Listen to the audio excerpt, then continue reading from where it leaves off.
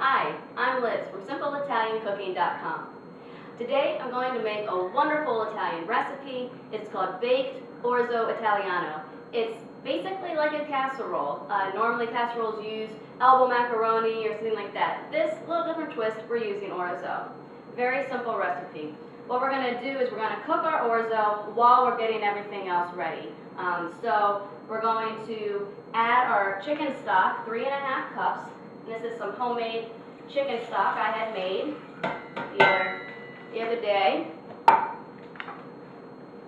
And we're going to go ahead and start heating this up.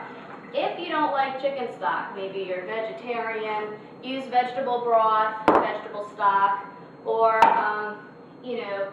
cut down on the chicken stock and add some water. So we'll go ahead and get that to a boil. And we are going to add a olive oil and butter mixture for this recipe for sauteing our onions and mushrooms. The butter flavor goes very well. And sometimes I like to just mix the two. A nice olive oil and butter mix. And we will start heating that up over medium heat.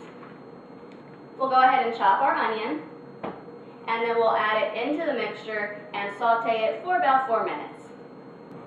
Okay, our butter and olive oil mixture is nice and hot, and like I said, we have that on medium heat, and we'll just add the onions right into it. Within about 4 or 5 minutes, they'll be nice and tender, exactly the way we want them. While we're waiting for the onions to saute, perfect timing to do the mushrooms. Well, while I was chopping my mushrooms, I noticed my broth was ready for the orzo, so I put in the whole box of orzo. It's about 1 pound of orzo. And I finished my mushrooms, and I'm adding them to the mix. And let me tell you, this smells so good once these mushrooms start mixing with that olive oil and butter mixture. It's wonderful.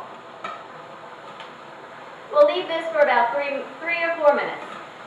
These mushrooms look so good right now. They've gone down in size, and now on to our next step, which is to add some wine, probably about 1/4 cup of dry white wine. Any kind is good.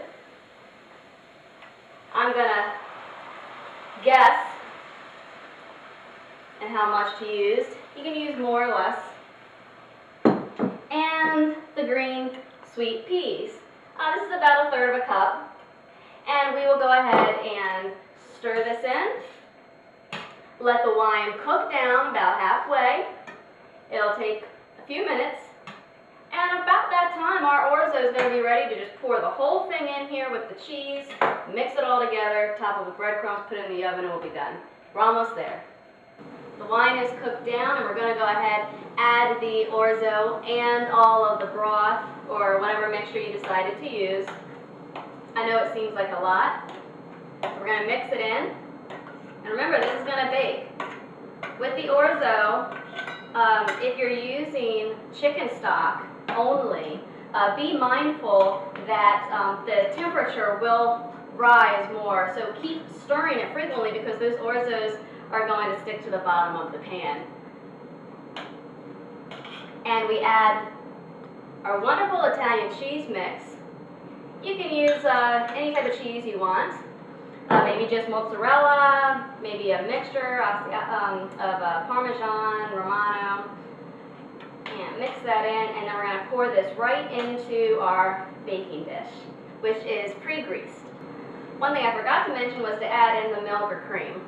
So we'll go ahead and get that in there as well. Add some extra liquid in there and pour it right into our baking dish, which is pre-greased for a beautiful casserole. And we're going to top the top with some breadcrumbs and Romano cheese mixture. Looks beautiful, smells beautiful, and I guarantee it'll taste beautiful too. I just checked the baked orzo and it's done. It smells wonderful. It looks gorgeous. I tell you, 20 minutes prep time, 20 minutes in the oven, and you've got a wonderful meal for you and your family. Well, I want to thank you personally for watching my video, and to encourage you to visit my website, www.simpleitaliancooking.com, for more recipes, and make sure to sign up for my weekly newsletter, because I'll send you even additional recipes with that as well. Well, take care, and ciao.